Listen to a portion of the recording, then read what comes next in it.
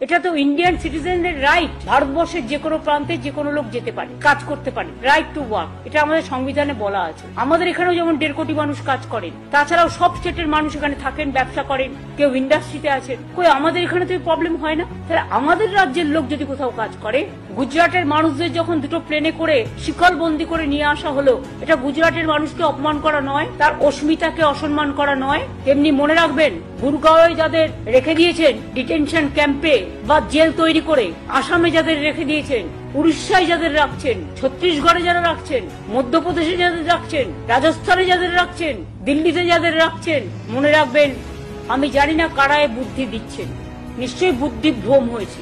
কয়েলগাঁওতে যারা আক্রমণ করলো সেই জঙ্গিদের কেন অ্যারেস্ট করছেন না?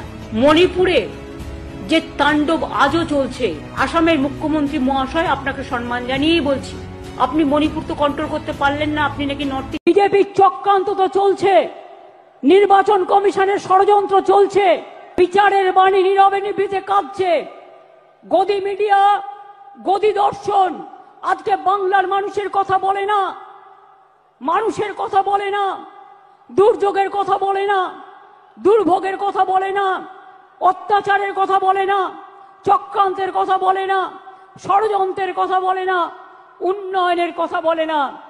আগের বার বিদ্যাসাগরের মূর্তি ভেঙেছিল, আর এবার ইলেকশনের আগে এই দেখুন প্রথম সার্কুলার গভর্নমেন্ট অফ ইন্ডিয়ার, এটা আমাদের রাজ্যে পাঠায়নি, বিজেপি রাজ্যগুলোকে পাঠিয়েছে, যে 101 মাসের জন্য যাকেই সন্দেহ হবে 1 মাস জেলে আটকে রাখতে পারবে, डिटेंशन कैंप करे एवं होल्डिंग कैंप करे। हम इलेक्शन कमीशन को चेयर को रेस्पेक्ट करते हैं, लेकिन जैसे बिहार में 40 लाखों का ज्यादा आदमी को नाम निकाल दिया, और बंगाल में भी करने वाला है, अगर करेगा तो घेराव कर्मसूची करेंगे, पूरा घेराव होगा, पूरा आंदोलन होगा। हम नाम काटने नहीं देंगे, हम नाम डालने नहीं देंगे डिटेंशन कैंप में। जो लोगों ने बाहर में है, हम उसको छुड़ा के ले आया, हम कोर्ट केस करके छुड़ा के ले आया। अरे जो आईन है आपका, जो कानून है, इसको हम बातिल करेगा, हम इसमें हम चेंज करेगा। हमें नहीं मानेंगे, हमें नहीं मानेंगे, हमें नहीं मानेंगे। बांग्ला भाषार ऊपर जो सन्त्रास, আর বাংলায় যদি লোককে অ্যারেস্ট করা হয় বাংলা ভাষা বলবার জন্য, তাহলে জেনে রাখবেন এই লড়াই দিল্লি পর্যন্ত যাবে। আসামে মা কালী মন্দির ভেঙে দিলেন, আজ যদি মা কালী মন্দির বাংলায় ভাঙা হতো তাহলে আপনারা কি করতেন?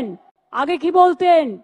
ममता जी दुर्गा पूजा करने नहीं देता है, सरस्वती पूजा करने नहीं देते हैं। আর ইলেকশনের সময় হঠাৎ মা কালী আর দুর্গার কথা মনে পড়লো।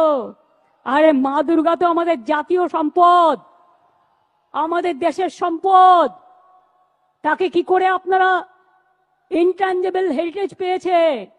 জেনে রাখুন, জগন্নাথ ধাম যেমন করে দিয়েছি, আগামী দিন ওই জগন্নাথ ধামের অনুকরণে একটা দুর্গা অঙ্গন আমি বাংলায় করে দেব। তার কারণ সারা বছর যাতে মানুষ চিনতে পারে, আসতে পারে, দেখতে পারে।